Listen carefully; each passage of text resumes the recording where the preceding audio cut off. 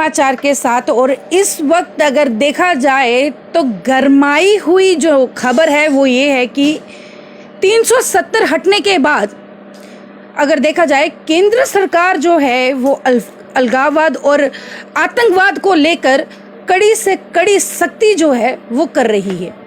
हाल ही में कुछ एनआई द्वारा जो कई पूर्व नेता जो लोग थे उन पे छापे भी मारे गए।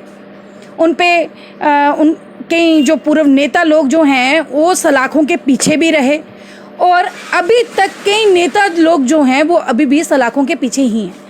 लेकिन केंद्र सरकार जो है वो दिन प्रतिदिन इस संगठनों पर कड़ी से कड़ी पाबंदी जो है वो लगा रही है।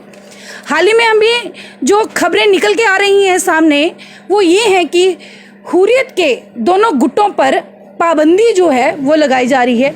इसी पे आज चर्चा करने के लिए हमारे साथ सोशल एक्टिविस्ट जो हैं रितेश गुप्ता जी आज हमारे साथ मौजूद हैं। सीधी बात इन्हीं से करेंगे, आखिर इनका क्या कहना है इन सभी पे। रितेश जी बहुत बहुत स्वागत है आपका हमारे चैनल में। धन्यवाद। रितेश जी, हाल ही में अभी देखा है कि खबरें जो हैं जो एक चर्चा का विषय बन चुकी हैं और शायद वो ज़रूरी भी है एक केंद्र सरकार द्वारा कि बहुत जल्दी जो है ये अलगाववाद और हमारे आतंकवाद पर एक शिकंजा जो है वो कसा जाएगा। इस पे आपकी क्या सोच है और आप क्या समझते हैं, क्या ये केंद्र सरकार का बड़ा अच्छा कदम है? धन्यवाद राविया जी आपका, ये बहुत ही स्वागत योग्य कदम है। पहले तो मैं ये बता दूं कि केंद्र सरकार ने जो अभी एक कदम लेने जा रही है कि हुर्रियत कॉन्फ्रेंस के दोनों दलों को यूएपीए के तहत मतलब कि गैर कानूनी गतिविधियां रोकथाम अधिनियम की धारा 3 सेक्शन 1 के तहत इनको बैन करने जा रही है हुर्रियत कॉन्फ्रेंस के दोनों दलों को। लेकिन आम लोगों की जानकारी के लिए पहले मैं ये बताना चाहता हूँ हुर्रियत कॉन्फ्रेंस है क्या, ये कौन लोग हैं। काफ़ी लोगों को पता भी नहीं होगा अभी तक तो मैं थोड़ा पीछे ले जाऊंगा आपको। 1987 में जब जम्मू कश्मीर में विधानसभा के चुनाव हुए तो आज हुर्रियत कॉन्फ्रेंस के अंदर जो लीडर्स बने हुए हैं इनमें से अधिकांश नेताओं ने 1987 में जम्मू कश्मीर विधानसभा का चुनाव लड़ा था और ये तकरीबन सब के सब उस वक्त चुनाव हार गए थे और इनका ये आरोप था कि केंद्र के इशारों पे पोल की रिगिंग हुई है, हम जीते हुए थे, हमें ज़बरदस्ती हराया गया।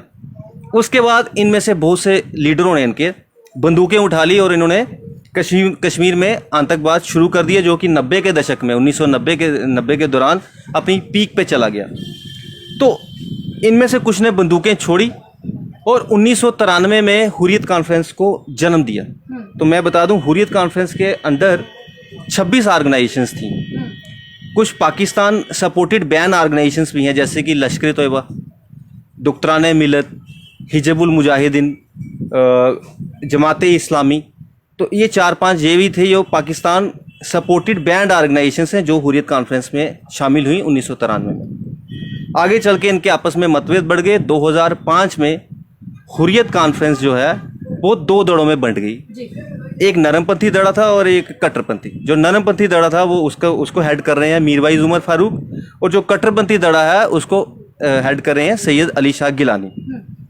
पहले इनका ये मकसद था कि इनकी मुख्य मांग थी कि हम केंद्र से डिमांड करें कि राइट टू सेल्फ डिटर्मिनेशन, हमें ये अधिकार दिया जाए कि हम ये फैसला ले सकें जम्मू कश्मीर के लोग कि हम किसके साथ रहें, हम हिंदुस्तान में रहें, हम पाकिस्तान के साथ चले जाएं, या हम एक आज़ाद देश के तौर पर रहें।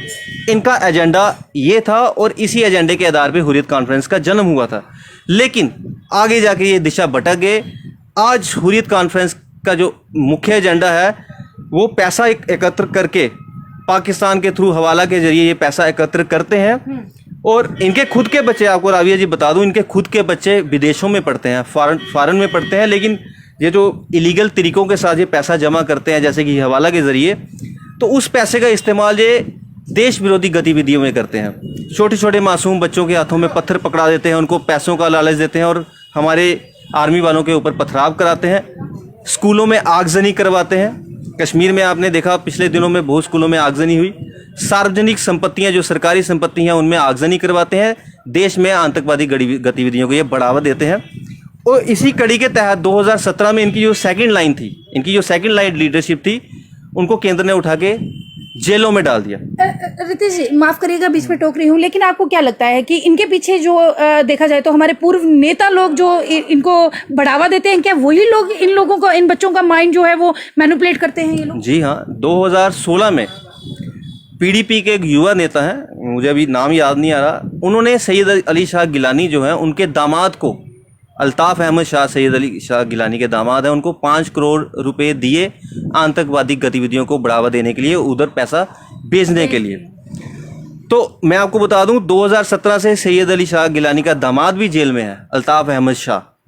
और अब इन्होंने क्या किया, पैसा इकट्ठा करने के लिए, क्योंकि पाकिस्तान ने इनको अपने जहाँ पे एमबीबीएस सीटों का हुर्रियत को कोटा दे रखा है और प्रोफेशनल कोर्सेज का कोटा दे रखा है।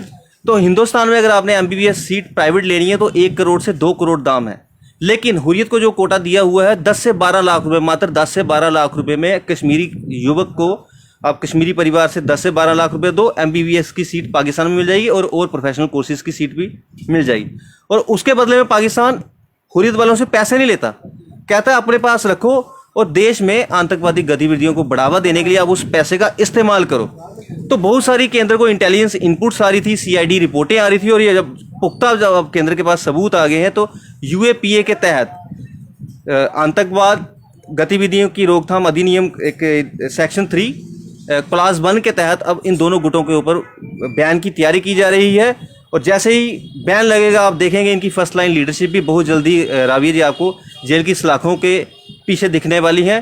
हाँ, बहुत दिनों बाद मैं केंद्र के इस फैसले से सहमत हुआ हूं और मैं इस फैसले का स्वागत करता हूं। रितेश जी, क्या लगता है कि कहाँ तक जाएगी ये कार्रवाई और कितने लंबे समय तक, मतलब कि अगर देखा जाए हमारा जम्मू कश्मीर की अगर खास तौर पे बात की जाए, यहाँ पे तो हमेशा से शुरुआत से ही इस तरह की जो बातें हैं वो सामने नजर आती है, क्योंकि कश्मीर एक ऐसा एरिया है जो बड़ा सेंसिटिव है हम लोगों के लिए। उनकी हमेशा मांग रही है, वहाँ के बच्चे जो हैं वो कहीं ना कहीं अलग ही दिशा में जाते जा रहे हैं। तो आपको क्या लगता है कि ये कहाँ तक कार्रवाई जानी चाहिए और कितनी सही कार्रवाई होनी चाहिए जम्मू कश्मीर के लिए? मैं पहले आपको बता दूं कि 80% कश्मीर के लोग आतंकवादियों के साथ नहीं हैं, हुर्रियत कॉन्फ्रेंस की विचारधारा को फॉलो नहीं करते हैं। ये उस पैसे का जो ये गलत गतिविधियों के जरिए, हवाला के जरिए जो ये पैसे की उगाही करते हैं, उस पैसे का गलत इस्तेमाल करके हमारे कश्मीरी युवकों को बहका रहे थे। अभी आपने हाल के दिनों में देखा, राजौरी में एक 2 साल का बच्चा वीर सिंह, वो भी वीर गति को प्राप्त हो गया। वो पैसे कहाँ से आ रहे हैं, ये कहाँ से हो रहा है, ये सब कुछ इन्हीं पैसों से हो रहा है और इसलिए केंद्र सरकार ने ये सख्त कदम उठाए हैं। जी रितेश जी, क्या लगता है कि ये हुर्रियत के लोग हैं या फिर इनके साथ कोई पॉलिटिशियन लोग भी जुड़े हुए हैं जो ऐसा करवा रहे हैं? जी बिल्कुल, आगे आगे देखिए होता है क्या। बड़ी मछलियां हैं, बहुत बड़े बड़े पॉलिटिशियन हैं जम्मू कश्मीर के, जो जिनका हाथ है हुर्रियत के लीडर्स के ऊपर।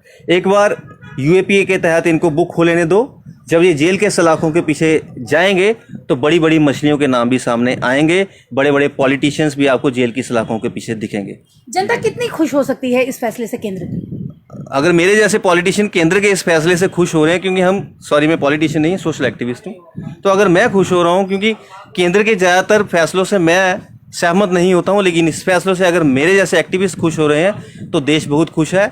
ऐसा ही होना चाहिए था इनके साथ, देर आए दुरुस्त आए। क्या लगता है कि अगर इस तरह के फैसले आगे तक निकलते जाएंगे और कार्रवाई जो है सख्त की जाएगी इन पॉलिटिशियंस पे जो कि हुर्रियत को, अलगाववाद को और आतंकवाद को बढ़ावा देती है, तो क्या हमारा जम्मू कश्मीर जो है वो बच पाएगा? क्या हमारा भारत बच पाएगा? और खास करके आतंकवादी जो हमारी शुरू से यहाँ पे एक दबदबा रहा है आतंकियों का, क्या वो खत्म हो पाएगा? बिल्कुल हो सकता है जी। अगर केंद्र ने जो अभी सख्त रुख अख्तियार किया है, केंद्र अपने उस रुख पे बना रहे।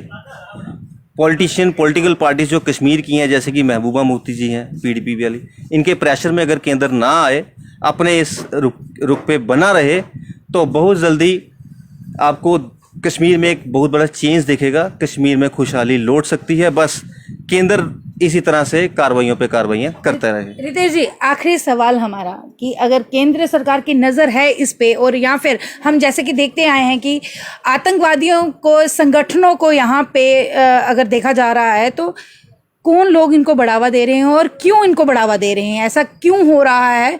किन लोगों को, इन आतंकवादी संगठन जो जुड़े हुए हैं, इनको जो मासूम बच्चे होते हैं वो किस तरह से इन बचाव जो हैं वो अपना कर पाएंगे और किस तरह के फैसले जो हैं केंद्र को आने वाले टाइम के लिए लेने चाहिए? देखिए, पैसा जो है ना वो हर किसी की ज़रूरत है।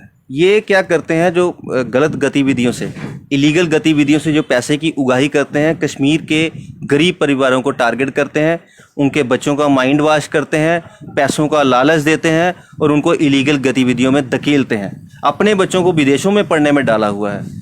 और केंद्र, अभी मैंने बोला केंद्र यूएपीए के जो अब इनको उसके तहत इनको बैन करने जा रहा है, तो इनकी तमाम गतिविधियां ठप पड़ जाएंगी। ऑलरेडी बहुत सारी ऑर्गेनाइजेशंस जो हैं, लश्कर तोयबा वगैरह, हिजबुल मुजाहिदीन वगैरह, ये सब बैंड है।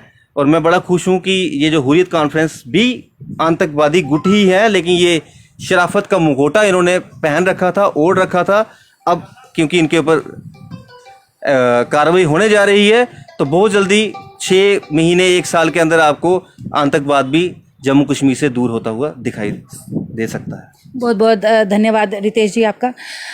दोस्तों, ये थे हमारे साथ सोशल एक्टिविस्ट रितेश गुप्ता जी। लेकिन फिर हम बता दें कि सुर्खियों पे जिस तरह से खबरें छा रही हैं और एक चर्चा का विषय बन गया है, काफ़ी जनता जो है वो केंद्र के इस फैसले से बहुत खुश है कि कहीं ना कहीं हुर्रियत के दोनों गुटों पर एक पाबंदी, जो एक बैन जो है वो लगाया जा रहा है। इसी के साथ मुझे दीजिए आज्ञा।